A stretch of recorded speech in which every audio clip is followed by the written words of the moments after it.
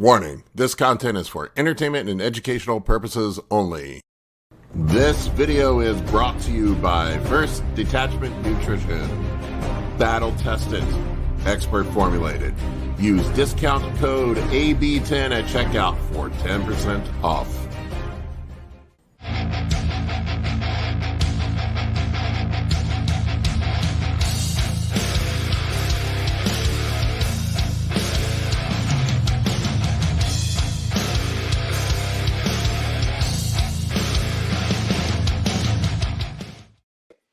What's up, everybody? Hello. A few things have happened since last week.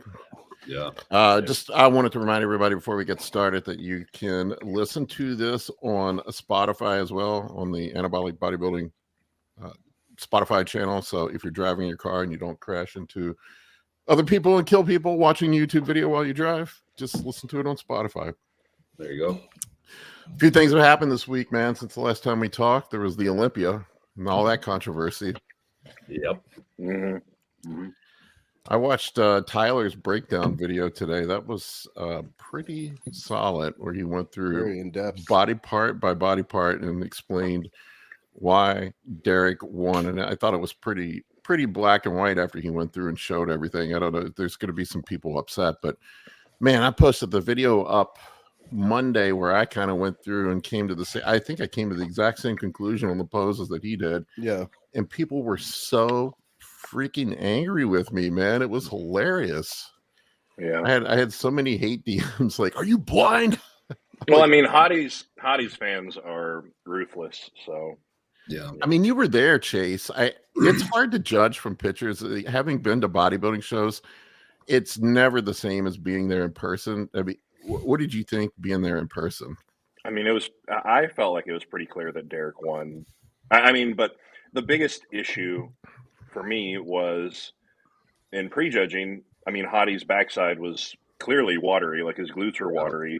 Like it was clear that Derek absolutely had night one. If they were looking at, Hadi and Derek for 1 and 2, because it was kind of like, well, what if they just prefer, Samson's shape and look, because he's just so different from the other guys. But yeah, I mean, I feel like that really kind of Friday night really kind of sealed the fate on things. I mean, because Hadi looked great Saturday, right? And it was really close. Like it was neck and neck Saturday. But yeah, I think the difference in prejudging was just so much that it kind of screwed him over.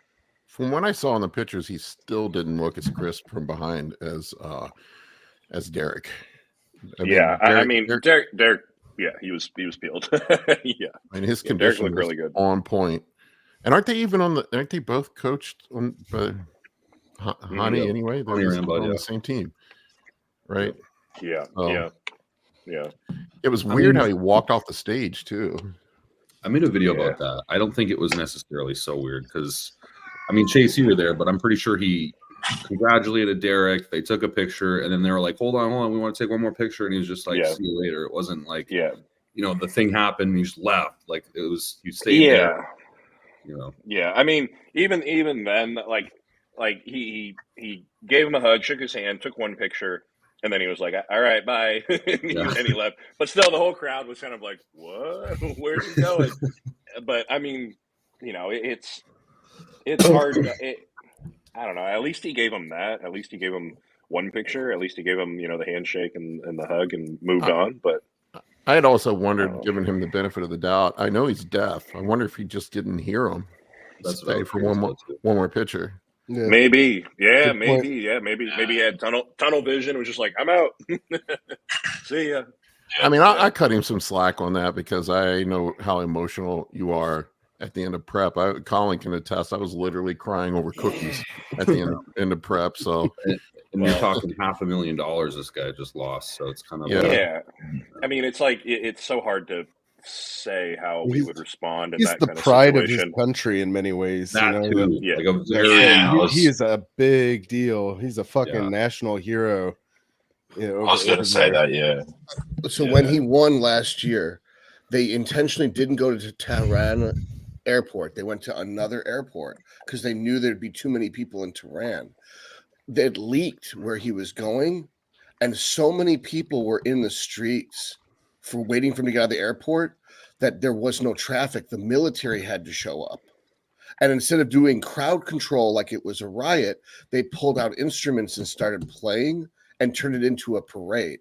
So it shut down the entire country of Iran completely when he showed up. Wild. We've never had a celebrity of the magnitude he has in his country over here. No. Not all the Kardashians and everyone from the Chicago Bulls combined are as big of a deal here as I said that for you, Chase. It was like as big of a deal here. And you grabbed 50 people off the street and asked them who Mr. Olympia was. 49 of them would not know. Yeah, man. Right. Yeah. I mean, I think Hadi had a unique look, and I actually think that I'm of the opinion again that he should have probably placed first, but that was based on his look on finals, not prejudging. Prejudging, I don't think. Like, I think that's probably why he's suffered significantly. Honestly, yeah, for sure. Watery. Yeah, I mean, regardless, the guy's still one of the best in the world. It's not taking anything away from him, and it is a subjective sport. At the end of the day, it's somebody's opinion.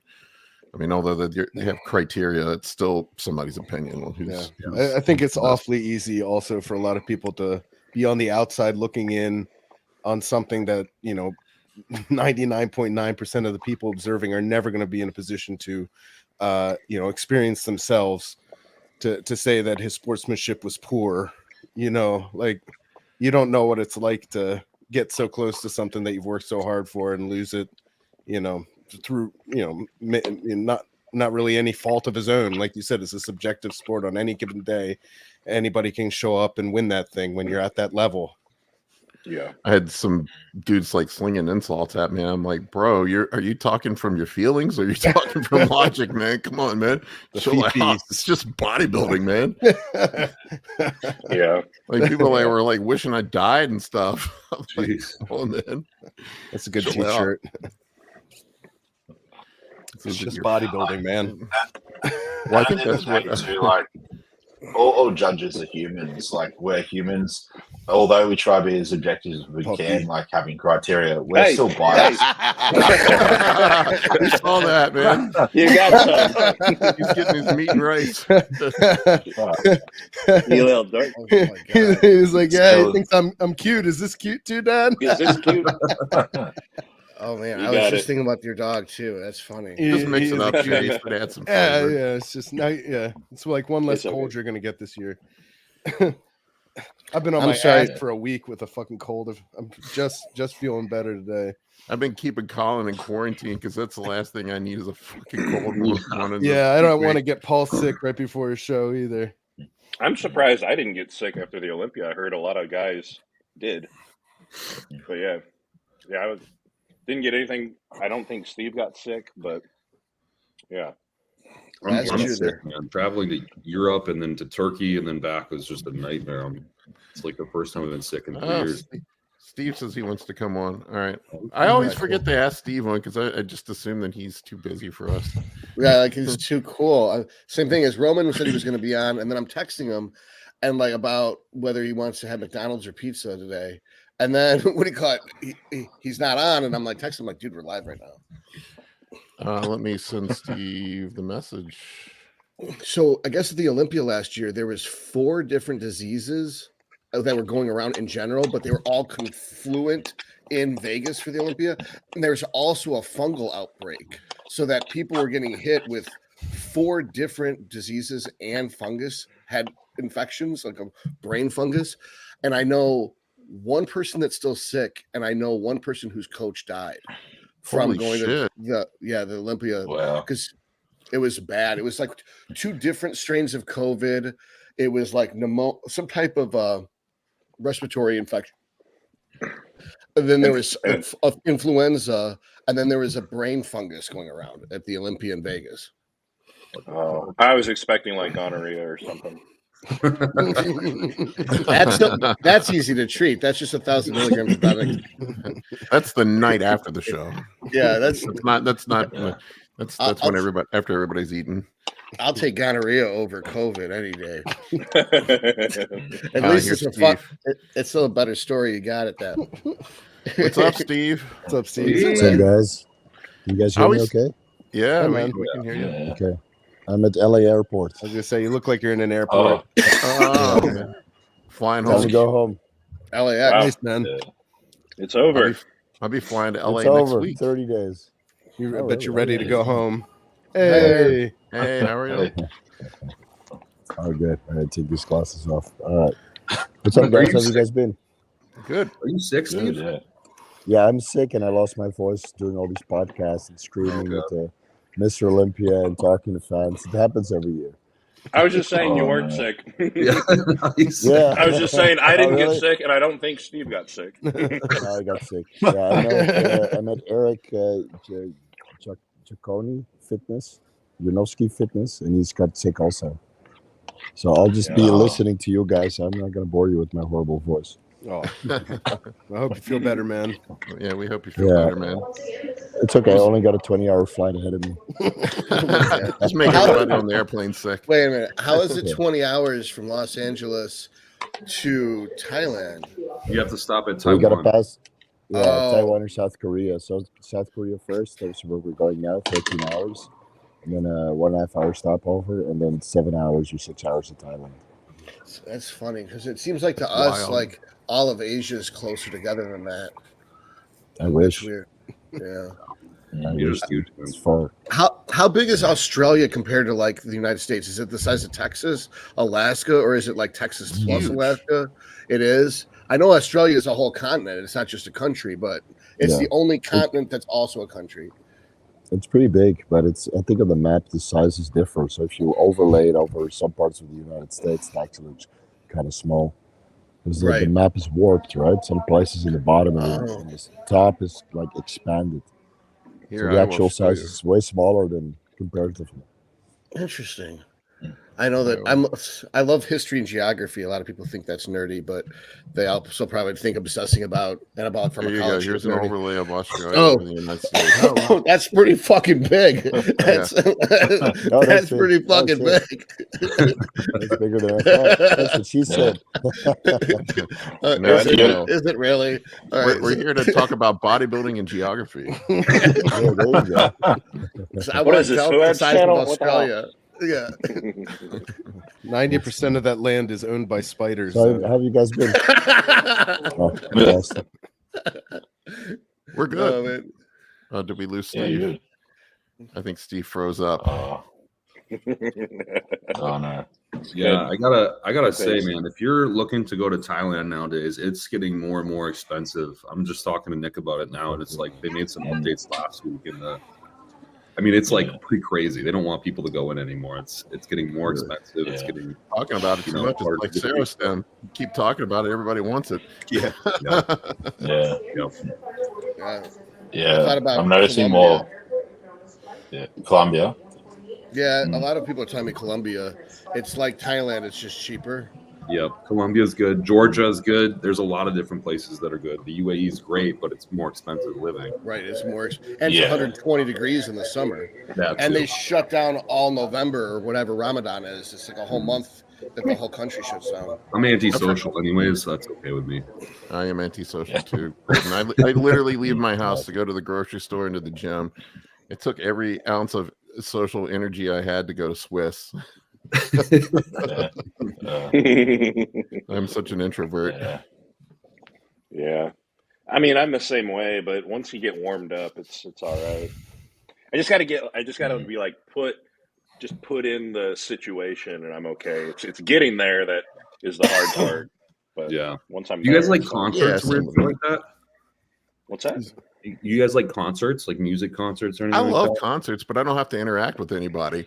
Mm. It's I like- the interacting with people that sets me off. I don't want to go to an Sure. arena, even Yeah. if it's an act I really like. I'd rather I'll go to like a club. You know? Dragon Force just played Chicago last night, actually. Oh, Yeah. Cool. no. Yeah.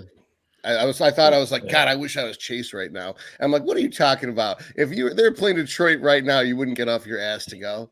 I feel like Yeah. Dragon Force is cool, but it's like they just play a little too slow for me.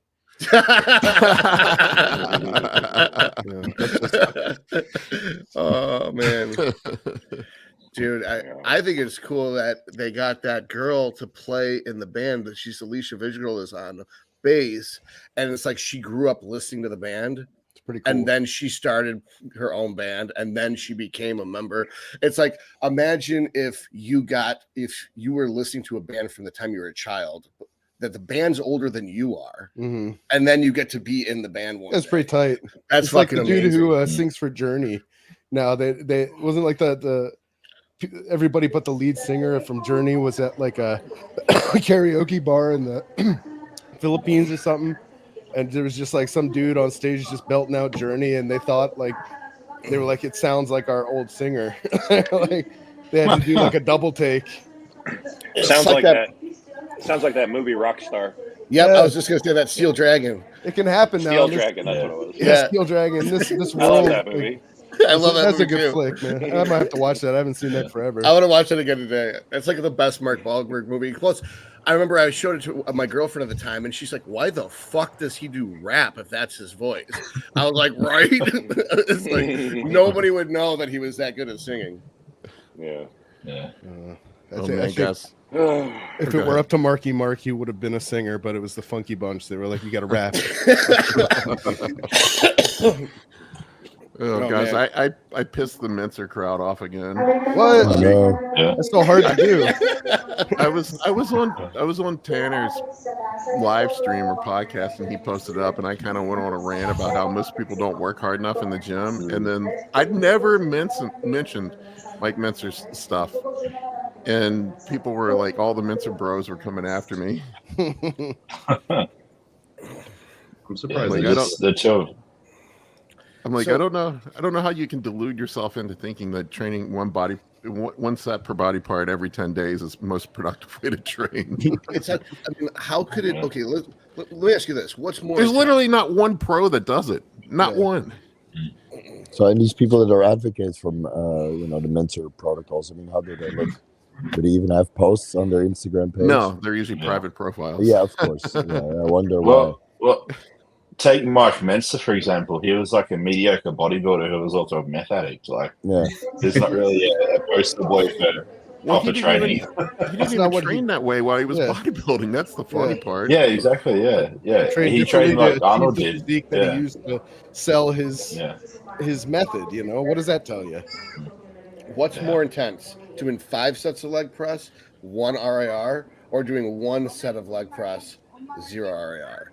Well, you'd have to be willing to try both to know the answer to that. You know, it's like that's exactly what they won't do. You could do 16 reps, or you could do 75 reps.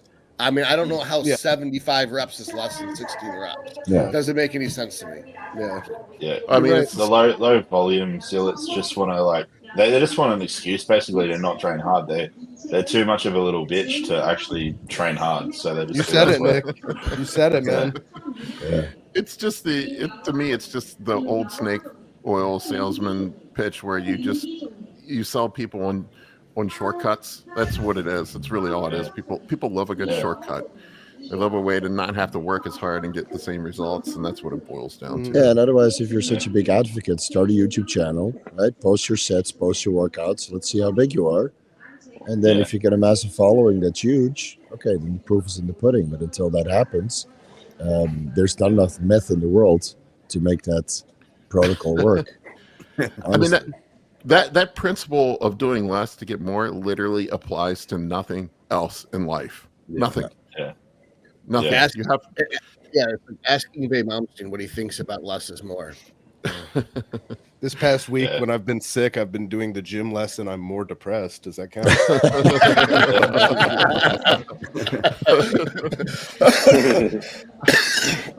Some other bodybuilding idiocy that I've been running into this week. I had multiple people reach out to me, and I'm not going to name the name of the channel where this came from, but there's a Nandrolone only advocate that is telling people to take Clomid with Nandrolone only because it raises their testosterone level, so they don't have to take tests.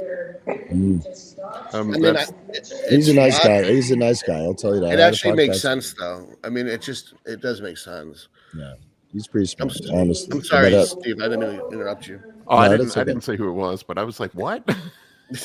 We know No, who you're I know who it is. Yeah, so Ty got some weird ideas sometimes, but the proof is in the pudding. I mean, he's been coaching a very long time, 15 years. And I mean, he's got a couple guys pretty big, but sometimes it doesn't Yeah, I make mean, sense. maybe it works. I don't know. I'm just like, why wouldn't you just take tests if you want? Yeah, your that's tests to be high? what I also say, you know. Of course, he's got his own protocols, and you know, some people are very for it. Yeah, I just thought it was odd. Like, I had multiple people reach out to me about this. That must have been something recent that was posted. I'm not a big fan of serums. A lot of people ask me about enclomiphene and Clomid monotherapy. But with the clotting risks and the reduction of IGF-1 and like chronic estrogen blockade, I don't think that's sustainable. Yeah, it doesn't seem like it. No. Somebody was. I thought it was a cannibal convention, Jackie. When I first, I thought you're heading to a cannibal convention. What? Who are you eating? So Blue Collar Bodybuilding says they're coming to you from the car, heading to a cannabis convention. Wish you guys were with us. That would be Colin speed. Absolutely. Enjoy. Eat some edibles for me. Oh my god, that's funny. Colin was so stoned in one of my workouts last week that I literally not sure if he was on the same planet with me. But like one night it got away from me a little bit. It was we had just gone to a new dispensary and like I was just getting used to the new products, you know. Was that the episode where he thought it was Halloween and Halloween was the next day? Look, all right. It's true. I got tricked. Okay. It was 50-50. Was that the day that you guys did the voiceover where you're narrating Paul's hamstring workout? No, that was that would be awesome if you were high as fuck and then did the narration. Be like, I don't know why he's doing this exercise. This exercise dumb as shit. You know, it's like that would be the best. Talking about being high, like Chase, did you notice that there were so many high people at the Mr. Olympia? Oh yeah. So my God, dude, there were so many guys as high as a kite, whether that was weed or coke or something else. I mean, probably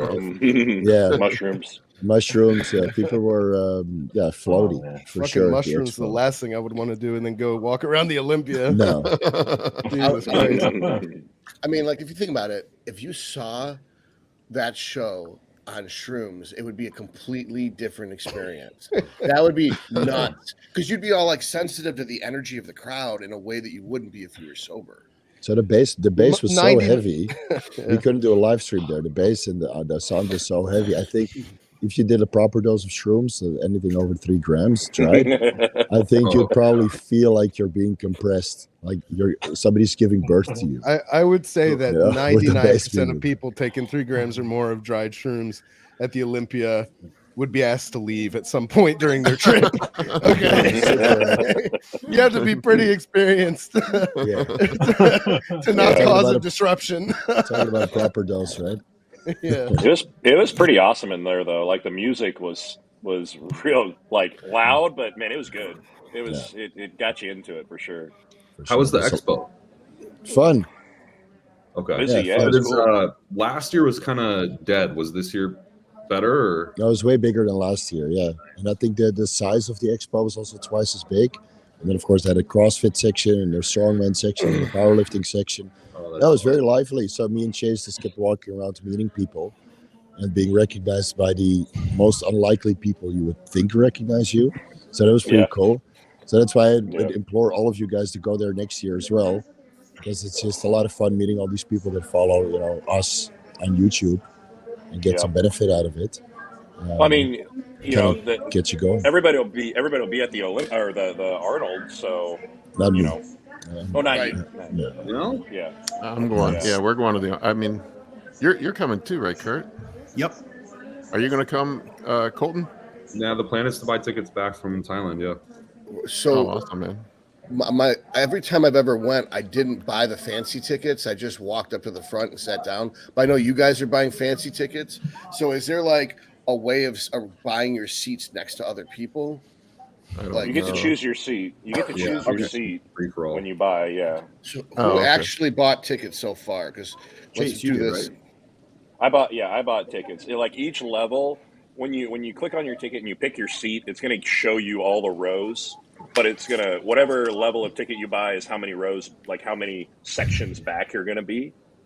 So I chose the platinum one, which is the closest section, and I'm like I think my row is like G or something like that. So I'm A, B, C, D, E, F. I'm 7 rows back from the front. All right. All right. So That's better than high me. roller. I'm gonna buy a platinum G ticket today too, and hopefully I'll be able to sit next to you. If not, I'll just trade with the person who's sitting next to you. Well, so I mean, that's what me and Steve did. Was like our row, like we had seats. We were in the same section in the same row, but separate seats, and people just moved over for us so we could sit by each other. Right, cool. Yeah, we stared them down. Honestly, every time I've ever Get outta went, here. once the bikini clears out, half the seats are empty. Yeah. That's right. I usually sit behind the camera people because that's where they've got the best view, and I just look in between the cameras. Yeah. At the Mr. Olympia, we were assigned like row 14. So I thought buying a silver package was good, and then you still see it so far away. It was far, Yeah, we still had to watch the It's pretty screen. sad. So unless you're gold, which is basically you have to be in the know to get a gold VIP ticket. I think it's not worth it, honestly. The silver ticket. I guess what I'm going to do is buy some binoculars. So like you can buy binoculars, and then it's not like using your phone to watch it. Because usually when I go to the Arnold, even if I'm sitting close, I still have to pull my phone and film it to watch it. Yeah, or on the screen. Also maybe get like a big trench coat too. I heard they don't allow you to film. They take the phones away from you. Oh yeah, me and Chase were kind of scared. you The can't do security that. was walking around, and I got this phone like very low, filming my face, trying to do commentary, but the audio was so horrible, and I got like 10 copyright strikes on one of the live streams, so I had to take it down. They were they're pretty strict. They were walking around at the New York Pro yelling at people getting their phones out. Yeah, what's up? Yeah, they were kicking people out. They kicked some people out. Yeah. So you can't do that. Yeah. All right. Well, I guess I'll just buck up and spend the extra. What is it? $800 for the platinum tickets. Something like that. I don't know. VIP for Olympia was silver VIP was like $1,700. Oh my God! Holy shit! Yeah, but we did get to go on stage, dude. You'll see from all the footage that I took. Once I'm back home in a couple days, I'll show you like our Olympia report. Me and Chase were on stage. Oh wow! Yeah, we didn't get to go on stage. We got to go backstage. We got to see all the pump up area and all that. Wow. Well, you got to go on the Olympia stage one way or another, huh? Right. Yeah, some way. Yeah. Just have to buy your way there, pay to play. I want to get paid to go to the Olympia stage. I got to take some Serostim apparently, and then I'll get to be on the Olympia stage. Apparently, that's a secret. Yeah, just got to buy a dish out on those VIP tickets, and then you're like there for like 30 minutes. That was pretty cool. So you guys got to hang out with Roman too. Yeah. Roman thought he was not going to get any audience, but he was actually quite busy. That's awesome. When you went backstage, were you able to see everyone, or was it like empty? No, they weren't there. Just the it was before the show. Mm-hmm. Yeah, it was before the show. Okay. So it's still cool though. Roman's got a pretty big following. Seems like people love Roman. No, he keeps it real. Yeah, and he's honest about. Champ. Yeah, for sure. He's a cool dude. Yeah, Roman's very cool. He's pretty down there. He's pretty open guy. I like Roman a lot. Yeah. A lot of the pros are actually following us, which is funny. Yeah, that's wild.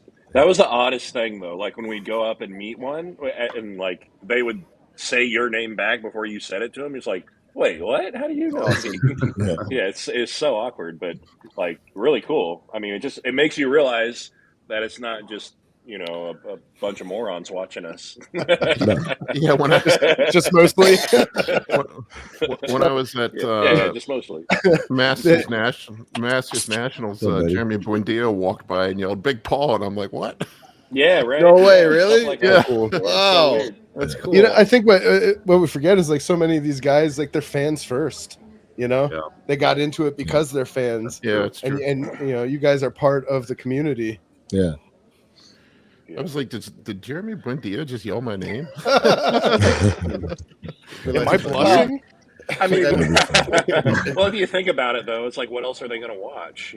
True. Like, yeah, exactly. Not a lot of steroid content. Yeah. Talk about trading. I mean, we're the only. I mean, basically, we have 8 guys being transparent here, and educating the masses. So how many other YouTube channels are there, that really do this actively? Not much. I was thinking about that the other day. Is like, like Steve, you probably have the biggest legit channel about anabolics in the world. That Tony keeps getting banned, and then Tony was way bigger. I mean, I think he had like 300 or 500,000 at one point. But he keeps getting banned. Yeah. And then obviously Thomas O'Connor doesn't seem to know shit. So, and he's only popular because he's wearing scrubs. So, I mean, I don't know if he would actually have more followers than you that's legit.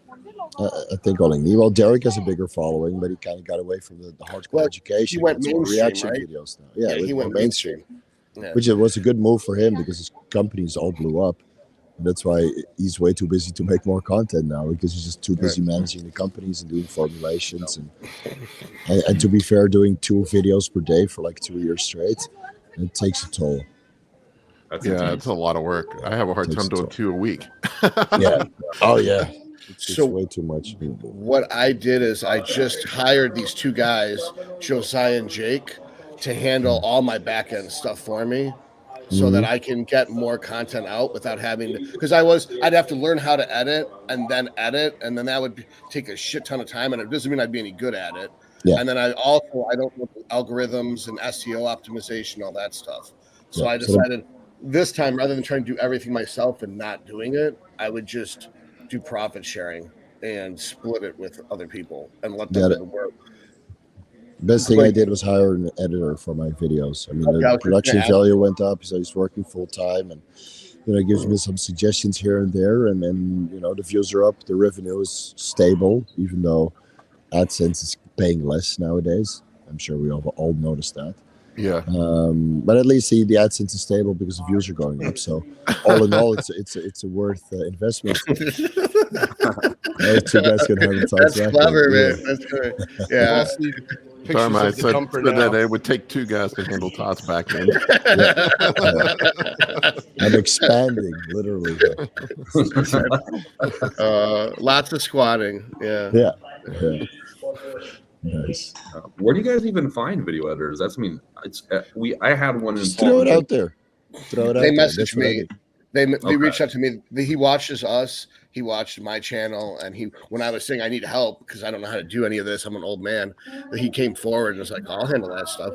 Okay, that's awesome. So you need somebody who's familiar with your content and is also passionate, and then about helping you out, right? Because your growth means that eventually they get more money.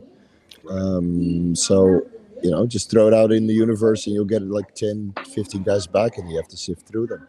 So what I did is, I think at the beginning of this year, I just threw it out there. So I'm looking for an editor. Send me a short on why I should hire you. And the guy that I hired, Andrew, he was the best out of all of them. Also the most expensive, but he's well worth it. He was a killer negotiator, so I didn't get him for a bargain. But he's good. He's well worth it. Yeah. And they came at me with a flat rate, and I was like, I would rather do percentage of gross. I'd rather that the more money you make the business, the more you get, so you're invested in progress. Yeah, but that might also bite you in the ass if you take off and your AdSense revenue will be like 15K a month, then it's going to dig into. You need to figure out like what they require in order to subsist, and then just offer them marginally more than that. Todd. You haven't been in business long enough, Todd. I just give my flat salary with overtime and holiday days. Yeah, and then of course it's a 1-year contract, so it's just at one point we'll be open for negotiation. They'll have to reassess what the salary is. But I spend more on my editor than the combined money that I make from AdSense, memberships, on Patreon and YouTube, and because it's not that much, but then again it's well worth it. So some of it is coming out of pocket from other revenue streams, but the total revenue of all of my business has gone up substantially. So all in all, you have to evaluate it from that angle, and I can finally sit down and watch some fucking TV with my wife, which I didn't do before because I was editing this shit all the time. I just interviewed Dave Tate, and we kind of talked about that. We talked about business for about half an hour on the podcast. All right. And it was like, we talked about that. He has a very, I've approached it from that angle in the past where it's like, how much are you actually making from a YouTube channel that the editor is going to cost a certain amount? The editor shouldn't cost more than the YouTube channel generates, but then you have to take into consideration that if the YouTube channel is marketing for another business, like in his case, a supplement store on his, or in my case, coaching and medicine, then it's like, what are you actually, like, what business are you actually doing? Because if the YouTube channel is just marketing, it's not actually the source of income, then it makes sense that that's your marketing end of the actual parent business. Yeah. Plus, you just consider it marketing budget. So the AdSense and the super chats and the memberships that you get back just reduce your marketing expenses. Right. Right. So that's how you have to look at it. And of course, Chase has a boatload of memberships. So even if he hires an editor, it would pay for it. But you know, it's I think everybody else would just rely on a little bit on AdSense and super chats and memberships to kind of bring the cost down of the editor. But still, it's well worth it, dude. Yeah, and eventually we'll get AI editing. Yeah, I'm sure. At one point, you don't even have to sit there. You just write a script and it'll take your face and just pump out with a video. But then you lose the audience. Everybody thinks you're AI, and then you lack that real appeal. Plus, if you show up to the Olympia and you look exactly the same the entire year, and people don't even recognize you. I have a couple guys at a guy at my gym that just graduated film school, and he approached me about doing my editing and videography and stuff. So I'm going to give it a try and see how it goes. Yeah, you just pay the guy. Pay the guy to make it worth their time, because you know, good work is never cheap. What's a normal rate for a videographer in the gym? Not cheap. Not cheap at all. Well, so I paid mine. I mean, I consider what I paid was pretty cheap. I paid $30 an hour. Okay, that is cheap. Yeah. So I offered somebody. I put an ad out on Craigslist, and a lot of people jumped on it, and I was like, well, let's take a look. Yeah, so I paid $2.75 per hour. So all right, because I have all my own equipment and a gimbal and everything. I've been having my daughter film at the gym. She's done a pretty good job. Oh, okay, cool. That's another part of it. Is like I have all my own equipment, so it's not like they have to be. It's not like they even have to be really a professional. I just want a human tripod, really. So, but with that, you kind of have to direct them a lot because they don't know they don't know what to look at, they don't know what to point at. So I would rather pay someone who watches this content a little more, so I don't have to micromanage. Because I've had so many people shoot a video of my face while I'm doing a set, and they miss the actual set. It's like, how can you see my form if you're just looking at my face? They're like, but it was so dramatic. I'm like, no one's watching this channel for fucking drama. They're watching to learn how to do the exercise. So that's what sucks. Settle down, Scorsese. I spent a lot of time like looking online trying to find a local Chicago like fitness videographer of some sort, and I just couldn't come up with anybody. So that's when I went to Craigslist and put out an offer, and a bunch of people jumped on it. So it worked out for a little bit. Nelson said Sam Sulik vlog style in the gym costs nothing other than recording equipment, and let your editors do the magic. That's a good point. That's what I do. I just set my tripod up in the gym. And just, that kid has blown up. I just ordered one of those Osmo cameras that you were talking about, Chase. Yeah. The Pocket 3 is really handy. It's really on good. back order, man. It's like a 2-month waiting list for it. I did the tripod thing for years, but it actually is easier if someone knows what they're doing just to hold the iPhone, especially if I don't own an iPhone, and then because you can get 5 reps from one angle and then 5 reps from another angle, so that the person can watch one short or a TikTok or a reel, and they get to see the whole story on how to do that exercise. I've got a way around that. If you're doing it yourself, just each set move the camera. Yeah, that's what I did. Then you can just take short. Yeah, few reps. That's what I do. I've done that in the past too, where I do 3 sets from 3 different angles, and then people usually bitch that they don't want to watch 3 minutes of me doing one exercise. So that Osmo 3 that Chase has, I was talking. It's a mini gimbal, and it has tracking in it. It'll track you. It'll follow you wherever you walk. That's nuts. It's sick. I've seen those before. Is it like guttery though? Is it like? No, it's one of no. It's It's excellent. It's excellent. Yeah, it's They got like a little surprisingly LCD really good. screen too. Hey, it's got a little LCD screen too. Yeah.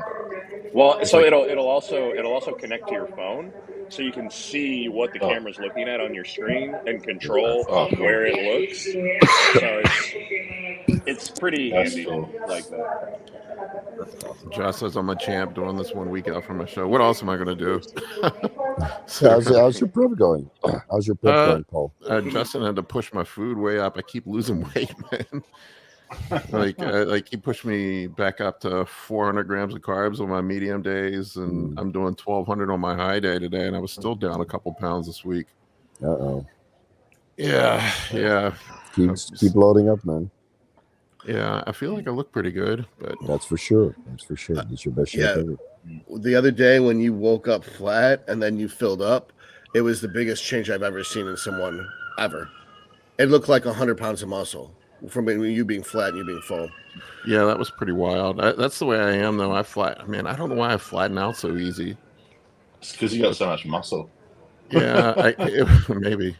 It was that was what 20 would I do that day? 30, 40 units of insulin, something like that. Nice. More carbs for Paul. Hey, there you go. At least he bought you carbs. That's awesome. Yeah. Today's a high carb day. That's like 10 pounds of jasmine rice right there. Yeah, exactly. That's like 3 boxes of cereal.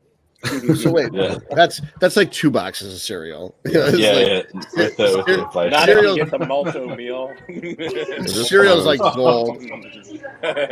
Cereal's so expensive. This was like a box of Rice Krispies is like $6. This was 2 days ago. Yeah, it looks really good. Yeah, that's insane. That tricep's probably one of your best shots, if not your best shot. Yeah, and then your abs look phenomenal too.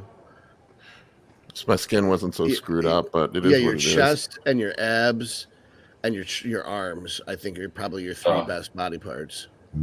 I reckon when you got the tan on, you're not going to be able to notice the skin much at all. Nah, it doesn't show up much. It once the tan's on. Good point. And of course, when you remove the last little bit of water, right, and you peak perfectly, I think everything is going to tighten up on the day of the show.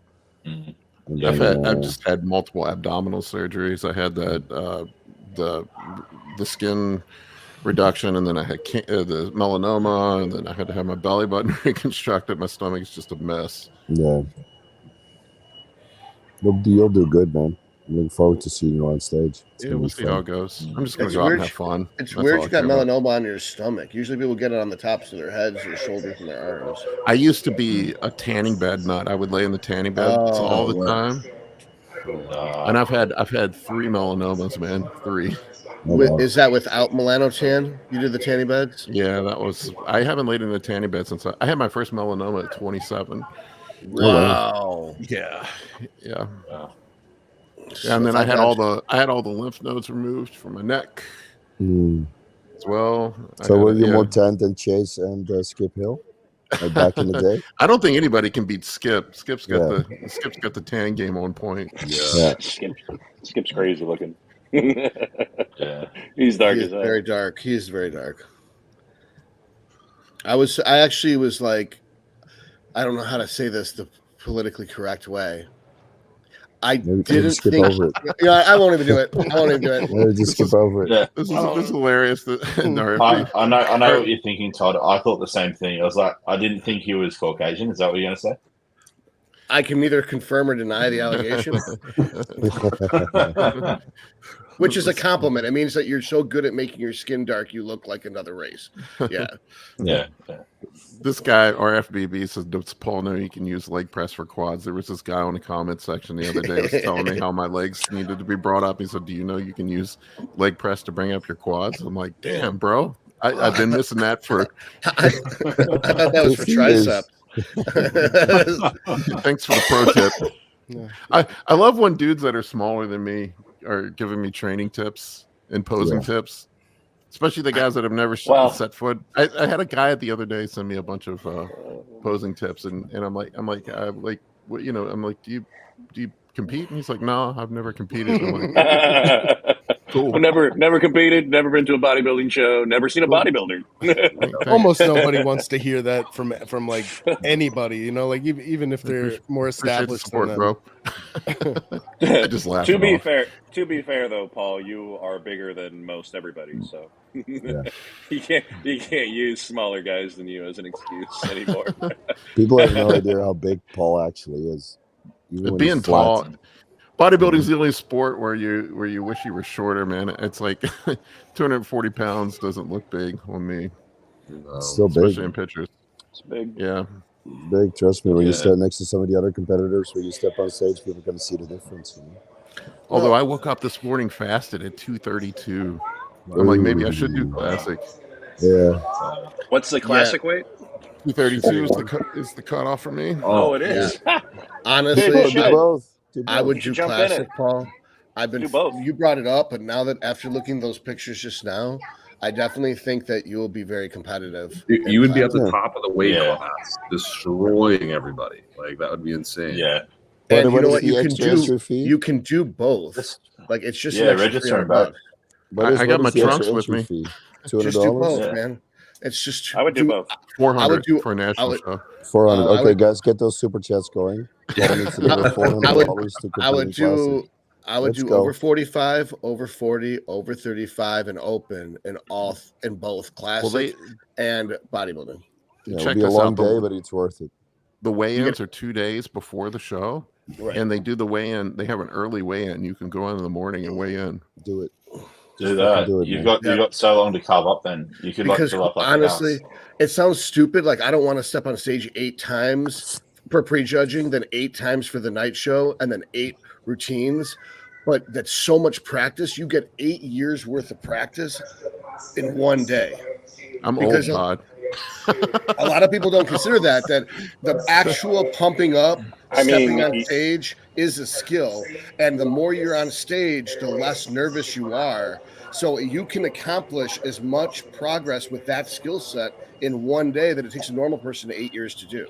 I know none of the classic poses. I would just go out there and do the regular ones. It's the same. It's one double by, side chest. You all just the skip the time. lat spreads. Yeah, Do just skip no, the no lat lat spreads. Just do your tricep as your classic because that's your best pose. Yeah. Those are your 5 or poses. most muscular. You I don't can't know. do most muscular with Can't do most classic. muscular. No. No, Yeah. that's the only one that's forbidden. Yeah, they don't do most muscular. They do favorite classic pose, But it's favorite classic Oh. pose, but not most muscular. but not most muscular. I reckon. Yeah, oh, so you just like you've put got your some hands good up arm. like this. $5. You're like- All right. Oh, you should do.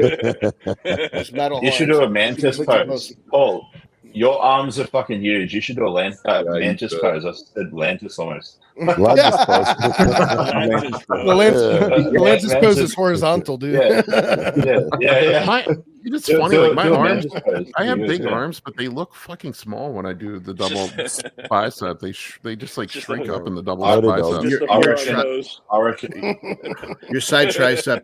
If you do your side tricep with your leg out, if you do your leg outside tricep, like the lower body, like the ab and thigh, and your upper body side tricep, There that we would go, probably be your $10. best classic pose. Thank you, Guys, Tom. $390 to go. Keep going. Keep super chatting. Paul can't afford it, guys. Oh, yeah. Robert, just don't mature up and pose. No, it's Yeah. Sarah Stem, Robert. Sales thing pose. Yeah. Sarah's Sarah Stem It'd be pose. so What- funny if you get like a what's t-shirt Somatropin? sponsored by Sarah Tim and a Bayer and Fire. No, not Oh my God. Number one customer. I was just thinking about the multiple class thing. I had a guy last month. It was his first show. Oh, you he got might be all of listening. them. He might be listening. Yeah. I had him. He wanted to do every class, and he won every class, and they were all in every one. And I had some dude email me that was so salty. He was like talking about how we were just trophy chasing, and I'm like, bro, if you were better, you would have won. Yeah. It's that simple, man. Yeah. Take all the trophies if you're that good. And that's his first show. First show. Wow. Dude, it'd be Upset he didn't funny get the participation trophy. if sponsors made you get tattoos of the brand because you can't wear a shirt like NASCAR. So like when you do a rear lat spread, it's got your brand on your back, like Evogen or Redcon or whatever. And Oh, then right. Yeah, and then every time you have to get it covered up with the next tattoo when you change companies. There's a lot of bodybuilders who probably do that for a good. Yeah. Oh, good but it'll be like $1 million a tattoo. Like we'll do Yeah. $1 million contract for a 10-year contract. Yeah. It's like, because obviously once you sign with someone, you're gonna not want to change tattoos very frequently here. So it's just like, okay, Evogen, you get Hani for 10 years, you get $1 million, and but you have to get Evogen tattooed across your whole back. $1 million They do per it like year, they used to right? do We're in not the, talking about 100K a year. No, I'm talking about 100K a year. I would do that for Fuck that, 100. dude. No, fuck Yeah. that. they Because- used to do in the UFC where you just have like the names of the sponsors on their shorts. On your butt. yeah, Yeah. right across. You have like I don't know what's a good one for right across the The butt you get, cheeks. like, you get like sponsored by Pro-Tan. Fleshlight right across your ass or something. Fleshlight. your rear, It's either your Fleshlight rear or the double middle. bicep. Gym Got a pin plastic right on your going up, ass. right? Only fans on the front. Yeah. Oh no. It's Uh, good marketing though. Dude, I'm not kidding here. Maybe I should do that. If Valhalla Labs is big enough, I'll make people get Valhalla Labs tattooed $1 on their million back. per year. I gotta though, pay them. because Well, not if you find someone poor enough. Then they'll do it. There's Todd the capitalist. I knew he was Yeah. in there bum somewhere. fights. You guys remember bum fights when they took people off the street and then Oh, yeah. fights in the corner? That is a was wild like- story arc, start to finish. The bum fight story arc, like the dude who created bum fights, like okay, like That was in the early days of YouTube. that was. I mean, the whole tale is like honestly, like you'd think with like something like as polarizing as bum fights, it would be simply black and white, but like the whole fucking story arc is like in the moral gray area, start to finish. Very. But my favorite part is that the guy who created it eventually ended up on Dr. Phil, whose purpose of having him on this episode was to lambaste him for being a bad person for doing bum fights. And this motherfucker has the gall to show up to Dr. Phil. He shaved his head and dressed up in a suit, and he looked like a doppelganger of Dr. Phil on Dr. Phil's own show. And Dr. really? Phil was not expecting this move. Nobody was expecting this move. The Uno reverse card in real life. He was like, "No, you. I am you." Like, and Dr. Phil was so flabbergasted he had to cancel the show. So the guy got out of getting lambasted on national television Well, because in the most unique 'cause way possible. You got to find a picture of this shit. I found it. the idea was that okay, so the premise Fucking is shit is he's wild, gonna man. Fucking legend. chastise him for taking advantage of people. So he's saying Dr. Phil is a hypocrite because he takes advantage of people. Yeah. Oh my gosh, that's hilarious. Oh my god. 8 minutes long. If you haven't seen it, watch the YouTube video. Like it's remarkable. I never thought I'd be in the corner of bum fights guy, but I was like, bum fights guy takes the W here. That's pretty funny. That's a Holy good one. crap. Oh man, that's great. Oh man, bring it on, man. Oh fuck. Classic. That's That great. is hilarious. Because you're exploiting people, and he shows up looking like him. So you'd have to call. It's like, speaking of exploiting people, it's like you're basically once above Jerry Springer. Here's the real dude. I gotta show. Here we go. This is hilarious. What a clever way of just destroying bum fights. Now I want to watch bum fights. Oh boy. There's the real guy. No, that's That's Bam Bam Margera. Margera. That's Oh, Bam Margera. Never mind. Whoops. Whoopsie. Which I think So at we this can- point in Give his Paul life, he could past be on bum one fights, week too. out from his contest. Let's see. I'm trying to find the real dude. Wait, do we have an extra person, or did it just change shape on us? No, the format changed. Okay. Yeah. I'll bring it back up. Sorry. Oh, well, I like the other way.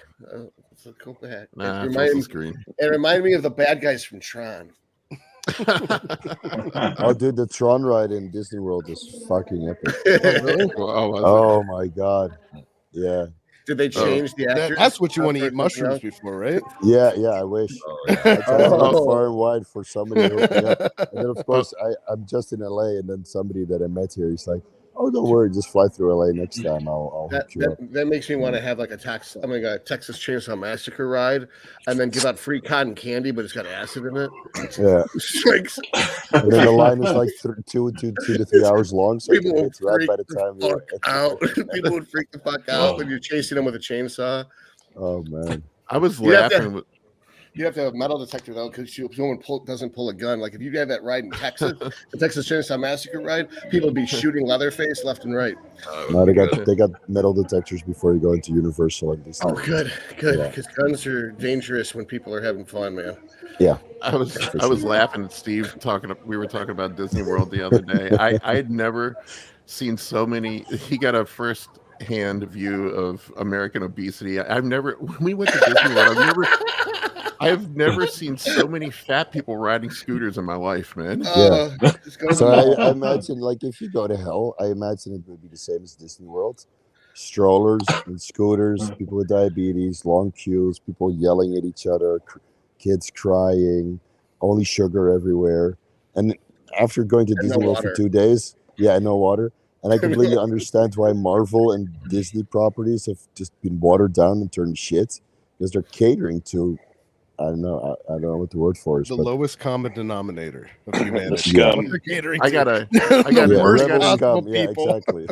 I got an inside story for you. I have a friend of mine, who were nameless, that worked at Pixar, and he said they got the idea for the fat people on the scooters from Disney in World. WALL-E. From all the people at Disney World. Awesome. 100%, dude. 100%. But the rides are legendary. The rides are very good. Yeah. The food there too is crazy too. When I go, I always get like the maximum food plan. I could just never eat all of it. Oh yeah, they had that.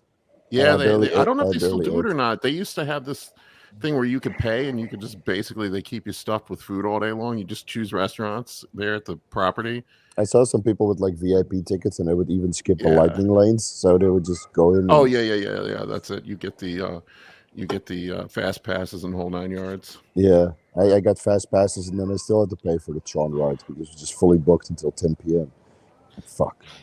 I love that racket at that theme park. I went to Universal a few years ago with the wife, and they had different level of like entry fees you could pay. I paid for the most expensive one so you can skip the lines, and they don't let you skip the lines at any of the newer rides. So and then you still have to pay. You want to ride King Kong over and over again? Like, go for it. Like, Wizarding World of Harry Potter, get fucked. Wait in line with everyone else, with the rest of the unwashed masses. And then sometimes the queues were like 130 minutes. I'm like, dude, that's an awesome quote. I don't know. Real men use. They asked me about SARMs, so I said real men use steroids. SARMs are for quitters. Oh, it's out. Okay, so it's out of context. Oh, you're not comparing it to natty people. Yeah. All right. If you want to be natty, that's fine. Yeah. You know, shit. That's what they natty do. for 11 years. They do that to people. They miss the quote. They got to do the whole quote. Yeah. So, but it's Disney World is fun. Yeah. If you're rich and you have a lot of patience dealing with gin pop. My kids used to love going there. Now they don't. They don't think it's cool anymore. They go to Universal now, or they just go party? I think they're just over that whole thing. They still like to go to like more local theme parks. Yeah, we go. They want to do the roller coasters, which is not what that's for. Isn't there a Six Flags near you guys? Yeah, it sucks. Yeah, the best. Hershey Park. Yeah, Hershey Park's probably the best one near me. It sucks because you don't fit in the rides anymore, Paul. I know. I was having that problem. I Big. couldn't get on the damn. We were at the Universal not Universal, but Six Flags, and I couldn't get on the Batwing one there. I couldn't fit in it. Like, I'm gonna have to punch out, man. You can't fit in. Well, I think we got Cedar Point. That's about it. Which is Cedar Point is famous. Really? I didn't know you guys knew what that was. Yeah, Cedar Point's supposed to be like the best roller coaster park in the world. It was up until I think relatively recently, but it was for at least 40 years or so. And it always had the record. Like every year, there's the biggest ride on earth. It's every year. It was like every year in the 90s, there was the biggest ride on earth just came out. And is it in Detroit? It's just south. It's just west of. It's just east of Toledo. So it's like 2 hours from Detroit. So if you're a roller coaster guy, Steve, the next time you're in the U.S., you got to go to coming Cedar back. Point. I'm coming back for sure. Might as well go around SWIS time. You know, if SWIS is next year, which fingers crossed they just host it again, then go to Detroit, go to Columbus, do the whole thing all over again. It's basically in between the two of them. Cedar Point. It's in Sandusky. So it's like, what's cool is it's Ohio, like a right? little finger that sticks into Lake Erie. So you drive like 20 minutes down this, and then the park is literally surrounded on 4 sides by water. Oh, wow. That's cool. What's cool is we used to have Boblo Island in Detroit, and this was what's so cool about Boblo Island. It was an island in the Detroit River, so there was no customs. He's laughing because he knows where I'm going to go about this. There's no customs to go from Canada to Boblo, and there's no customs to go from Detroit to Boblo. So people could bring drugs over from Canada and put them behind like a trash can, and then you could come over from Detroit you would and know pick this up the time. drugs, and it's a great way to smuggle drugs, so they closed it. And then you could go to Cedar Point and ride roller coasters afterwards. Well, Boblo had some roller coasters too, but it was more useful for drug smuggling. I guess now it would be used for human trafficking, but Cedar Point is supposed to be the place for roller coasters. It's legendary. Yeah, we because we grew up here, we didn't know it was that big of a deal. So we just thought that at Six Flags or whatever was considered equivalent where you lived, and we just thought we were propagandized because we lived here. Oh, people go up from here all the time up to Cedar Point. Oh, okay, cool. I didn't know that. Yeah, I used to be a roller coaster guy, but I just can't do them anymore. I get motion sick. No way, dude. No way. Once you lose body fat and gain muscle mass, then it's basically a lot more painful to be in a roller coaster. And I don't fit in half of them. Body. Like there's a lot of inertia on your body. Like your muscle moving around creates this like sensation of like sort of jitteriness in a way. Right. When you're 80 pounds and 20% body fat or something, it's a lot more fun than if you're like 200 pounds and 10% body fat. Steve's boarding the airplane. He says, "See ya. Have a safe flight, Steve. Safe flight, buddy." Should we take some questions? We haven't We've shot the shit for an hour. I know we've had fun today. Anybody got questions? It's funny because we talk all day, every day. Oh yeah, Kings Island. That's another one. I used to be like the roller coaster nut. I used to know all the roller coaster parks. I can't do it, man. So we had the biggest Blue Streak in 1977. I think was the biggest wooden roller coaster, and then there was the log ride one, and those were both at Cedar Point. I didn't know that there was places that had wooden roller coasters since then. Magnum Force was 93, I think. I believe. Oh yeah, go ahead. Go ahead. Sorry, no, never mind. No. Go ahead, Chase. It sounded like you had something to say. No, I didn't. Well, we're going to continue the roller coaster conversation. Go for it. Well, so in Worlds of Fun in Kansas City, they had the Timberwolf. That was a wooden roller coaster. Okay. I think that took like the top mark at one point, and then somebody else took it after that. But that was probably in the 90s. Anyways, let's move on. I don't think we really have any questions. We have a couple. Well, you guys get some questions in. I can't imagine you take all 7 capsules with one meal and nothing with the rest. I would think Doomsday. Well, let's ask the question first. Doomsday. 1D Suppressor says to take 7 capsules daily for individual meals. How should you take them? It's Berberine. I split. I actually just do 1 per meal, 1 at each meal for 6 meals. So it doesn't work out to the 7, but I think that's what I do. How much Berberine is each capsule? I think like it's 400 milligrams or something. I think all 7 is 1,500, right, Paul? So it's 200 each, basically. Yeah, it's got a bunch of other stuff in it, like fenugreek and things like that.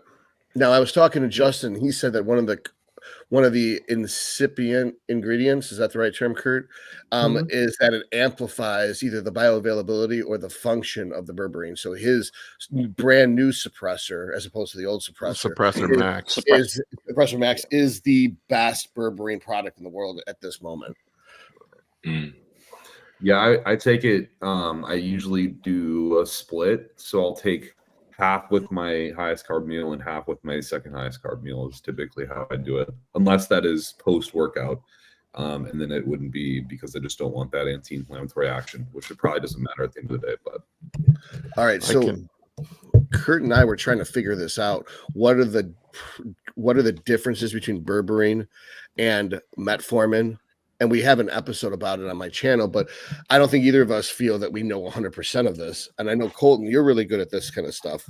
What do you see as the differences between, like, if there's a Venn diagram where you got berberine and you got metformin, we know there's an overlap of the AMP-K upregulation, but what's advantages or disadvantages to berberine specific to metformin? The way I look at berberine is it is very similar with like the AMP kinase pathway and how it alters that, but there's one slight, almost disadvantage to it, but maybe advantage depending on what your situation is, and that's kind of everything with bodybuilding is it's situational. But berberine acts as an antimicrobial pretty potently. So does black pepper extract. So what can happen is it can demolish bacteria and impact digestion, or in fact improve digestion. Now, metformin in that instance doesn't actually have an antimicrobial effect. In fact, it differentiates the bacteria in your gut so that there's more carbohydrate digesting bacteria whilst taking it. But berberine has this antimicrobial effect. So long term, administering an antimicrobial every day, I'm not sure that sounds like the best plan. I use it intermittently more so. Whereas metformin, I feel like is more safer to use as a background player almost year round without having those. That's the aspect I'm coming at least. So would you be able to mitigate this with a prebiotic such as sauerkraut or kimchi? Theoretically, right? But let's say you ingest them both at the same time, you're taking an antimicrobial and that's under the premise that how much of that bacteria is going to make it through the stomach acid and into the small intestine, right? And stay there in the small intestine.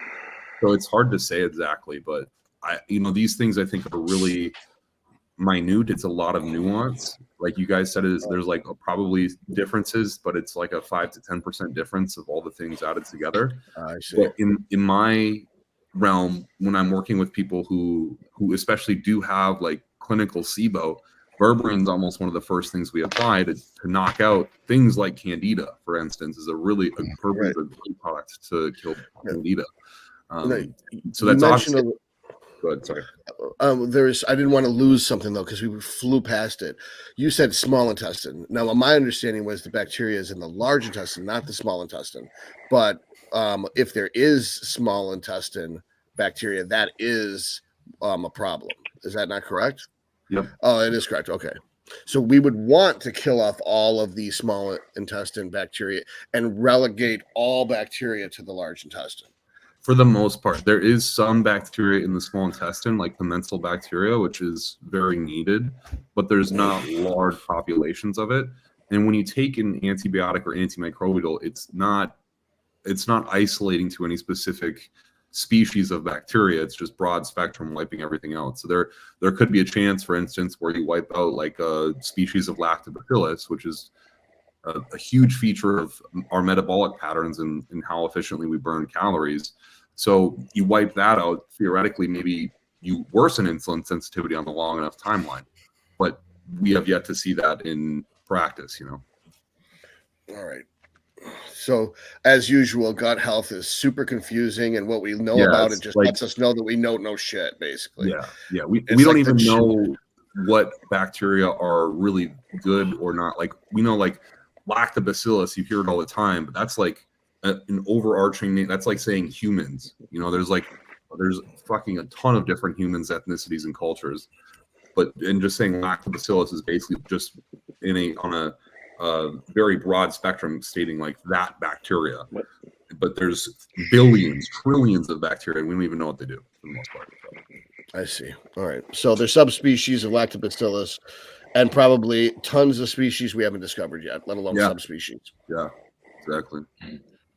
I was told by a guy that researches this, one of my gastroenterologists, that's what he specialized in college. He said that they basically don't know shit. Yeah. That's what I've gathered. What I've been told too. I did a episode recently with Dr. Robert Silverman, which is an expert in this. He's a chiropractor, but he's an expert in gut health. And we talked about gut health, and it was very broad stuff that just clearing up my understanding. And I know he knows way more than I do, and I know that there's tons of information we didn't get into in it, but it's like, you know, here I am, a bodybuilder of 15 years, I'm a medical doctor, and nothing, and I mean nothing about what I know about gut health came from bodybuilding or from medicine or from undergrad. There's just was no education whatsoever if you don't independently look.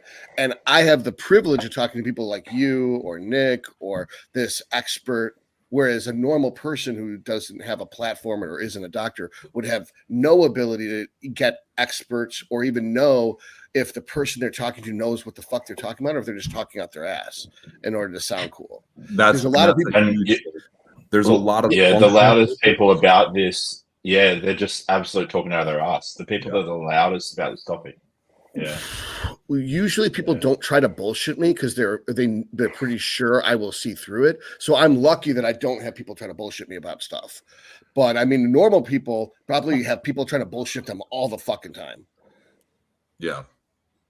Well, it's like we were talking about earlier, you know, with the Mike Mentzer stuff. Everyone likes their magic answer to be in like a simple pill formula, right, where it's like, here's what you do, this will fix your problems, it's going to be $5,000, you know, and it's like, oh my God, everyone really buys into it. The salesman has high conviction, and it becomes a problem that's now manifested, but it's maybe not realistically a problem. Maybe it's just like your lifestyle shit, your shit, you know, like something along the lines happened. But I've generally found that anybody who speaks in absolutes is full of shit. 100%. Or they're trying to be really brief because it's a TikTok or some 15-second. You know, a lot of times you got to dumb it down and make it simple as fuck when you're doing this. Just casting a big net, you're going to try to catch anything you can. And then once you get them in the door, then you can hit them with the nuances in a long-form video. Like, for instance, someone just made that Planet Mike joke, but, you know, he was like, I'm big on gut health. That's the first thing he talked about. It's like, okay, please teach me about gut health. I don't know enough about it. Nothing. Like, all I had to do was tell me about gut health and just nothing. So it's like this screen, like kind of like when you had a Western, and then there's the different, it looks like they're going to shoot each other. They're doing a duel. And then there's like a whole town, right? But if you walked up to one of those buildings and pushed on it, it would have just fallen over, because it's not even like a fake house that's constructed. It's just a prop up thing. It's like people say they do these buzzwords like, oh, it's bioidentical hormones. And I said to someone, like, what's bioidentical mean? They're like, it means it's identical to your bio. I'm like, I can interpose the prefix and the suffix. What does it mean? What's the difference between bioidentical testosterone from non-bioidentical testosterone? They're like, I don't know. It's just something we say to patients so they buy it. And I was like, that's what I thought. Yeah. Yeah, they have no idea. No idea. It's funny, so that it's like organic fruit. It's like, oh, so the other fruit's made out of silicone, you stupid fucks. It's all organic. What's hard is like conviction gets views though, right? So it's like the people who are the most delusional but also convicted, like the Liver King, it's like they are going to get editorialized and have a platform follow them much faster than someone who's like, well, it depends, you know. Well, it's a funny thing about that is it's called a con man for a reason. It's a confidence man. It's like you find someone who lacks confidence and security, they're already at that pain point. Like, I don't know what to do. I'm scared or I'm hurt. And then you come along and you sell them that you are the answer to their problem. And then they give you money to make their problem go away. So if you have confidence that you can make them feel better, then they'll believe you and trust you. Yeah. And that's all it is. It doesn't matter what you're selling. It's the same bullshit every time. Yeah. Yeah. I mean, me and Kurt were talking about this last night, and I can't remember. I remember the term you used, but I'm spacing on it now, Kurt. The principle where if you start to learn enough about any subject, you realize you don't know nothing at all. What is that called? Oh, the Dunning-Kruger effect. Yeah, like most people who actually learn a lot and spend time with their craft are in that space where it's like they're not incompetent or, you know, lacking of the ability to convey messages, but they're certainly not saying everything for 100% certainty. You know, it's all very vague and sort of inconclusive for the most part. A lot of times when you're talking to someone who struggles with basic stuff, that you kind of have to just say, like, if someone's like, well, are there going to be side effects of this growth hormone? I'm like, at the doses you're using, no. Like, how do you know? I'm like, this is less than you made when you were 20. So if you didn't get cancer before and you didn't get a caveman brow before, you're not going to get it now. Like, your body naturally made 2 units a day at one point, and you didn't die of cancer then. And they're like, well, I'm really worried about cancer. I'm like, did you drink milk? Did you eat cheese? And it's like, yeah. I was like, well, clearly you're not worried about cancer. We know Do you go that outside? Yeah, it's like, have you ever seen this thing called the sun, the big reactor in the sky? Like, there's all types of shit in your life that cause more cancer than 2 units of GH is going to cause. So that's me being confident and selling an idea because I'm trying to pull away their fear and make them feel better about something that I think the pros outweigh the cons. Like, living forever is going to outweigh dying of cancer, because if you don't die of cancer, you're going to die from something else sooner.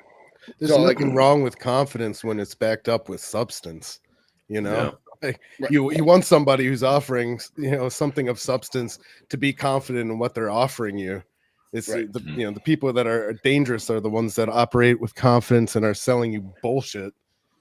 Like Liver King. Liver King's the best example of the fucking the reason why people like have such a problem with that ultimately is because when you boil it down, he's just taking advantage of like the most like weak-minded and like, you know, fucking easily to be taken advantage of all of us. Sorry, that was very poorly worded. No, it's vulnerable is the word I was looking for. Most vulnerable. In a society where we're taught that masculinity is toxic, and so to please women, people have become less masculine, which is backfired for both genders. And now no one's happy. For some guy to come along with his shirt off with a beard, eating animal organs and stuff, and him making money and being successful, and telling people to have their sunlight hit their testicles. This is so extremely the opposite end of the spectrum. It makes men felt like if it's okay to be a man again, all I got to do is get in this primal camp and I get to be a man again. So he answered a solution to the disease, and the disease some could say is toxic femininity or feminism taken too far. And I emphasize the terms too far, but the fact he's that just he full was of shit and right, he's capitalizing on that weakness in people. That's what I mean, though, is he wasn't actually doing that. He was having mostly sugar and protein shakes and taking in a really dumb regimen of performance enhancing drugs from a really dumb doctor. He wasn't even doing something smart like test and GH at a reasonable dose. Like, he was on a whole bunch of dumb shit that was counteracting each other, and then not getting IGF-1 conversion from it. And paying a lot of money for it. Yeah, 10 grand for like $80 worth of GH. Yeah, I see him taking advantage of a bunch of weak, vulnerable men. That's what I've seen. Tommy John said that his Serostin is bioidentical, by the way. I believe that. Yeah. I put money on that. Yeah. Sort of to intercept here and ask a completely alternative question. When you guys are on higher doses of growth hormone, do you notice you get like these wrinkles in your forehead? You know what I'm saying? Like these skin folds. And I've seen it in a couple bodybuilders where like those like skin fold. You know what I'm talking about? I think that's the glabus or whatever. I find that I do like this a lot. I squint a lot. Like, like I squint a lot. And that's because I'm hard of vision. So I just I mean, like Chase has got them good too. They're I mean, might have always been like that though. Okay. Yeah, I was wondering if that's that was new. both hormone thing. I saw Dr. Mike talk about it. I do get the devil horns. I didn't have those before. Yeah, that's nothing new for me. I just don't do Botox, I guess. I was gonna say, yeah. Kurt, you were so quiet today. You're more quiet today than you. Are you doing check-ins like this whole time? Yeah. I'm not doing it on the weekends. I can't get away from it. Yeah, I was like, let's see how many hours this goes for. It's like, all right, he's still doing check-ins. It's an hour and a half into the podcast. Welcome to coaching, man. It's 365 days a year, 24/7. I like go on vacation and I'll tell guys, I'm like, hey man, can you like hold your check-in next week? Because I'm going on vacation and I get like 50 DMs. Hey, bro, I know you're on vacation, but I figured that out a long time ago. Where I was like, if I put up, it was the day of the USA in 2015, and I posted like I said something stupid like I'm not going to be answering any messages, so just save them for tomorrow. And my phone got blown up so hard, my battery died, and I couldn't communicate with my coach. And I was like, well, I'm never going to do that again. I was like, I'm never going to tell people to stay away because that's the most attractive thing in the world. That's like why cats are popular. All right, let's grab a couple more questions. I got to wrap up soon. I need to eat. Brandon, any? You go ahead. Oh, go ahead. Brandon wants to know if we have any opinions on the Olympia outside of the top three. He thought Krizo beat Hunter even with no glutes. At least his tiny glutes were Yeah. I think I don't know what people see in Hunter. I don't like Hunter. I think his physique is, I don't know, like his physique just is not anything that impresses me, and that's really rude to say because I am not in a position to say that. But realistically, like as I'm watching him, it's like he's just got this really weird, filmy look to him that doesn't look healthy or like pretty or any kind of thing. And I just have a hard time really appreciating what he brings to the stage almost every Wasn't year. he living off of breakfast cereal and protein shakes? Yeah, for a long time. Well, I really like Hunter. I like his training style, and I've made some of the same nutritional choices as him. But I have noticed that in the past 2 or 3 years, I hate to say this, but since Liv got involved, I've seen a decline in his physique. Now, that could be a correlation, not a causality. I'm not trying to blame her, but I'm saying that since she got involved in the picture, I've seen a decrease in the quality of his physique. And that's just now you could say the same thing about Ben. You could say it's since he started working with Ben. But that team, when he was with Brian, he seemed to be doing better than when he was with Liv and Ben. Now, I don't know. Now, I know that it was Liv who got him out of drinking egg whites. I know it was Liv that got him away from protein powder and onto real food. So that's a major positive influence in those cases. But that's like the timeline because I've been watching closely for a while. It's probably a lot of interrelational stuff, too, I'd imagine, between those two. High confliction and what I don't know the whole situation, but I think he built more musculature in the past 2 years, but he just has not been able to present that on stage the past 2 years. Like he always looks really good like 12 weeks out, and then it's just like it never comes together. As if there was so much stress going into the show due to dynamics, we'll call them, that it resulted in cortisol water retention. Yeah. I mean, Reagan Grimes is always Mr. Olympia of Instagram. Yeah. I feel like Hunter always looks really good on Instagram, like a couple weeks before, and then it's like when they go to carb up, he always gets like a little bit of a gut on him at the very end, and it's unfortunate because he does have a great physique. He's huge, but I feel like he hasn't been able to show his best in a while. As if his digestion it's as if his digestion is his weakness, because this was his first year he was doing vacuums and he had a very small waist when he was flat, and then it seemed that his waist was worse than usual or ever this Olympia, as if that he had a GI distress from the carb choices or the carb quantity or the stress related to the situation causing it to move through too quickly and becoming digested by the bacteria that we discussed earlier.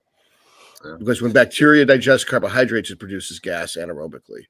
We don't want gas. Gas means the gas is not normal. A lot of people think farting means your digestion. No, farting means the bacteria is digesting food you didn't absorb. Yeah, farting is bad. We know Todd has strong feelings about farting, don't we, Colin? Okay. Why is Chase laughing so hard at me saying farting is bad?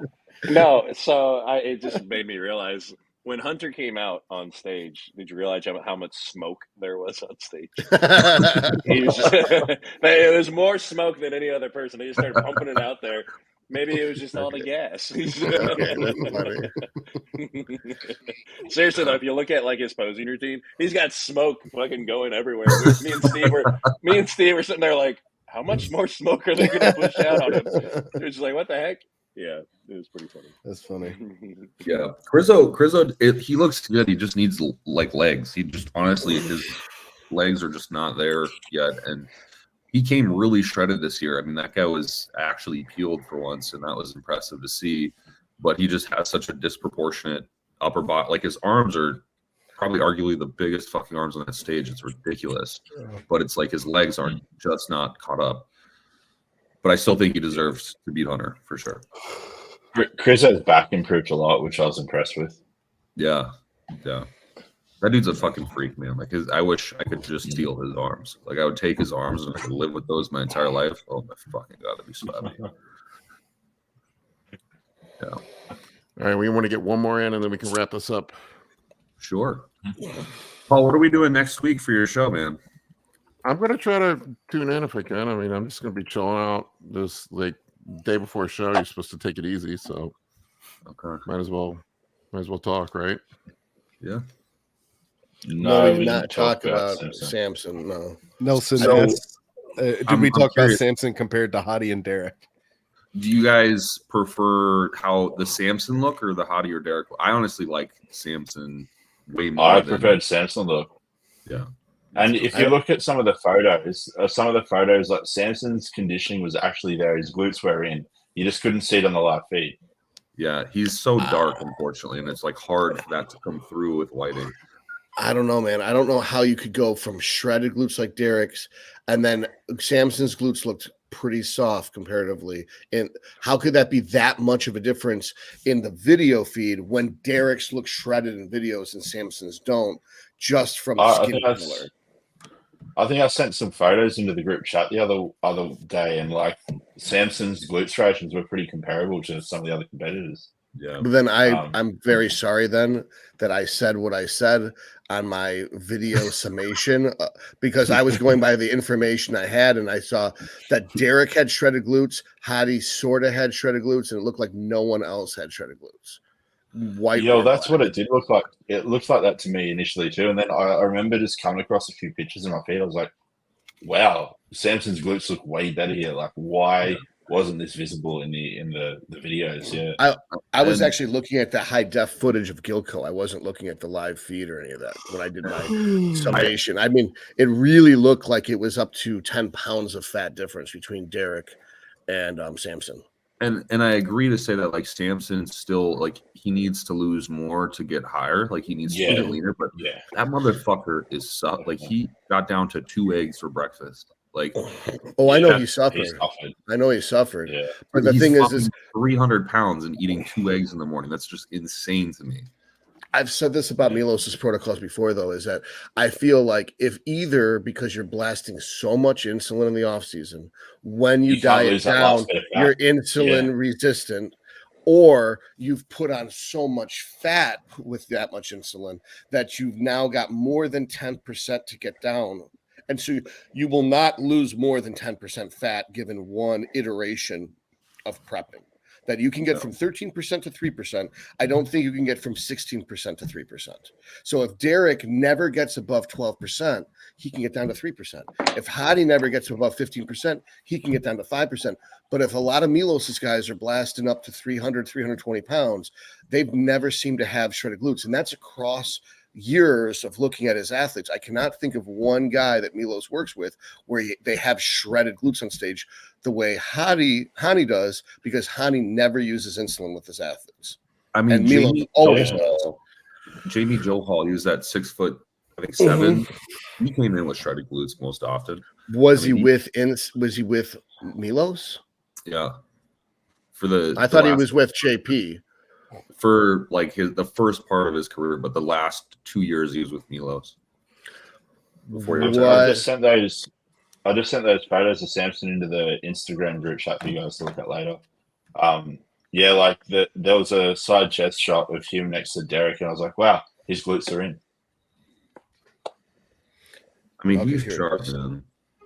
All right, But so yeah, that's he's still got side fat to chest. lose. You're Oh, yeah, you're yeah. still right. He's still got fat to lose. Yeah, but it looked better than in some of the other footage and some of the other shots. So Yeah, it looks better there. It looks like he's about 7 or 6% versus 8 or something.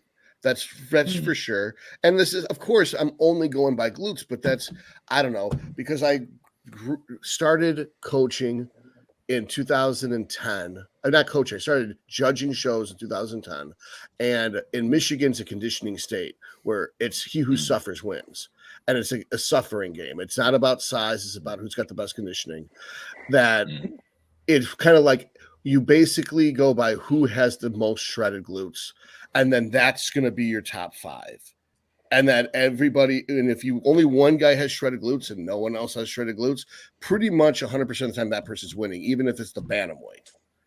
And it's like, because that's just how it was here. And I've noticed that, like, you go out to like the USA's, which is all West Coast people, because it's muscle contest, it's all about fullness and who's the biggest. And that conditioning is second fiddle to size. But the Olympia is different from the Arnold in the sense that the Olympia is a conditioning contest first, whereas the Arnold is a total package contest. And that I think that if you're going to show up to the Olympia, you have to be as shredded as fucking possible. I cannot think of a single person who ever won the Olympia in the last 15 years that they weren't the most conditioned person on stage. Every time it's been the most conditioned person. When Rami won, he was the most conditioned, or at least tied for the most conditioned, and he had 50 pounds on Hadi that year. You know, and someone might point out that I'm wrong. Maybe there's somebody I overlooked. But even when Dexter Jackson, but Brandon was up against who that was more conditioned in 2019. He wasn't very conditioned, but neither was anyone else that year. Kamal was conditioned, but he was 212. But I don't remember Brandon having great conditioning that year. The classic guys and the 212 guys did, but not the open guys that year. Yeah. I mean, So relative to who shows up, it's the most conditioned. Yeah. Most of the open guys didn't have conditioning this year, I thought. No, I thought that there was two really there was 2 conditioned guys, and then Hadi was less conditioned than usual from behind. Derek was consistently conditioned. I didn't think that Samson was Olympia level conditioning. You know, and maybe he was Arnold Classic level conditioning, but he wasn't. I think, if he showed up to Masters Nationals with that level of conditioning, there'd be many more people, maybe 10 people in the first in his class. Like at the national championship, what do you call it, in Miami, that it's going to be or now it's in Texas this year. If you go there in person and you check out the lightweights, the bantamweights, the welterweights, the middleweights, out of those 45 to 100 people, all of them will be more conditioned than Samson and the rest of the people in the Olympia, except for Roman and what do you call it, Hadi and Derek. That all of the national level bodybuilders will always be more conditioned than most of these open pros. Roman and Derek were the most conditioned on the stage. Yeah. Roman was insane. He always is. That dude just doesn't know when to quit. What do you guys think about if Nick would have made it to the show? I thought he would have won. Yep. Me too. Might have. That's what I thought. Because his backside would beat everyone's there. Did you see his post from the other day? It was amazing. He posted some shots from 2 weeks out. No, I didn't. Yeah. I originally told Derek in May I thought he was going to win for sure. And he's like, "You think I could beat Hadi?" I'm like, "I know you can beat Hadi." But I was like, but now seeing how much the Renaissance periodization has helped with Nick Walker, I think that Nick is now comparable with Derek. So it would have been maybe Derek first, Nick second, Nick first. Maybe Nick would have gotten third to Hadi because Hadi's going backwards right now with the conditioning. But this was him 2 weeks out. His flaw was his waist, and his waist is not a flaw anymore. No, that back double, his biceps are better than anyone's in the fucking Olympia right now. Yeah. And his waist is as narrow as his traps. Like his traps are wider than his waist. His waist was his flaw. It is no longer a flaw. And so his optics, he went from like a 4 in symmetry to like a 9 in symmetry. And that's changed he had a 10 in size. He had a 10 in conditioning, maybe a 9 in conditioning. And he This had like is a 4 in afterwards. symmetry. Now he's got like an 8 or a 9 in symmetry. And his posing was always a 10. He's the most conditioned person up there. Him, Hadi, and Derek are a cut above the rest. They're not huffing and puffing through their abdomen like other certain competitors were.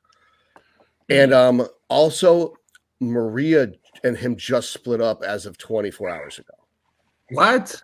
Yep. That I didn't say this at first because this is another situation where I didn't really think Maria was right for Nick. When they would do videos together, he looked miserable. And I didn't, I don't want to bump into her and have to put up with I'm pissed her off while they're still together. But now that you piss everybody off at some point. I was like, but it's like now that she is out of the picture, maybe he will have an even easier time getting ready for the next show. I mean, Nick needs to just stop dating people. Like he always gets with somebody, and then like right after a show, and even whether he's competing or not, they break up. I don't know. I don't think it's that he needs to stop dating people. I just think that when you've got when you've got so much going for you, you're gonna attract a lot of predatory women. Yeah, when you're at that level of anything, business, bodybuilding, whatever, football, like you can have women around, but they're not going to be serious unless they're like a down bitch, which you're not going to find that in bodybuilding. I would just be single if I was a pro athlete. Yeah. So like for sure, I think Courtney makes Chris's life easier, and I would say J-Bell probably makes Derek's life easier. Way too much about these guys' relationships. You might be the only person in the world that knows who every bodybuilder's dating and with. We do have a question about predatory women, Todd. I don't know if you're ready to field a question about predatory women. But if Todd had a wife, if Todd had a wife, would he divorce her if she Dutch ovened him in bed? Yes. I divorced my wife because she missed one show. Yeah. It's like if you didn't take time off work for a show I was prepping for a year, you're out. That's it. My girlfriend's not coming to my show. I would have dumped her. I would always dump a girl if she missed a show. Yeah. I don't care. The health of your relationship is proportional to the health or the amount of trend that you use, honestly. Yeah. Yeah, that's a strong relationship there. It literally doesn't bother me one iota that she's not coming to my show. I really don't care. How much trend are you taking? 140 milligrams. Well, I didn't give her an ultimatum. I was just like, fuck around and find out. I was just like, well, let's see what she does. Well, it's like she clearly doesn't care. All right. And then there was more. That sounds like some serious girl stuff, Todd. like you don't have to come. But. No. I didn't say that. I was like, what do you mean you didn't take time off work? She's like, I just didn't remember. I was like, okay, I see it was not important to you. I'll remember that. What do you mean? Yeah. What do you mean? What do you mean? What do you mean? What do you mean? What do you mean you didn't take time off? It's like yeah. John's bizarre opinions. He said Todd produces trend endogenously. It's like no. Yeah. Yeah, boy. Yeah. Oh man, Todd is the best dude. Well, imagine. Okay, let's turn around. Like, okay, let's say she was going to, graduate magna cum laude from Harvard, and you didn't show up because you're working at. I mean, like, are you fucking kidding me? If my girlfriend was going to graduate magna cum laude from Harvard, then I would quit my job to be there. That's so disproportionate, though, to what we're talking about. Like, no, I don't think it is, because it's harder to win the North American than it is to graduate from college. I just don't care that much. It doesn't bother me. It's that hard. Yeah, because I went to medical school and I graduated top of my class, and it took me 12 years to get a pro card. It took a lot harder to get a pro card than it is to become a doctor. I cut everybody loose the first time that they failed me in such a way I'd have no close personal friends anymore. Nick said I'm he all came about for the the second bodybuilding chances. content, stay for Dr. Todd's rants and drama talk.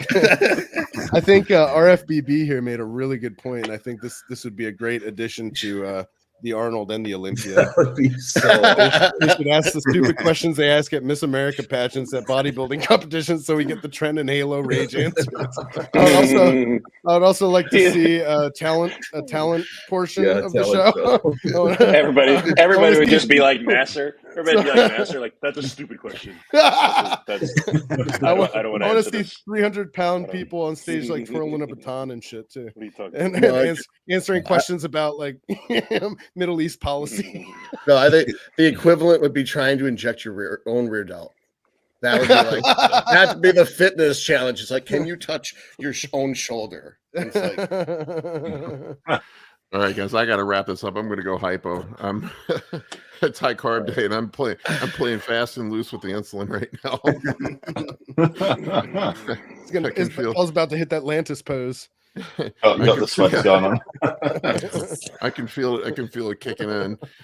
All right, folks. Thanks for watching another Anabolic